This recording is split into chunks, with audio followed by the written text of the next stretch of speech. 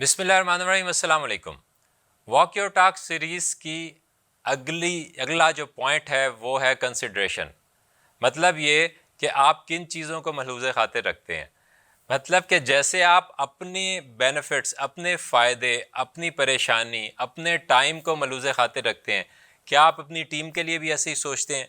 کیا آپ یہ دیکھتے ہیں کہ ان کے مسائل کیا ہیں اور ان کے مطابق انہیں ڈیل کرتے ہیں؟ کہ مثال کے طور پہ اگر کوئی لیٹ ہو رہا ہے کہیں سے تو کیا آپ اس بات کا خیال کرتے ہیں؟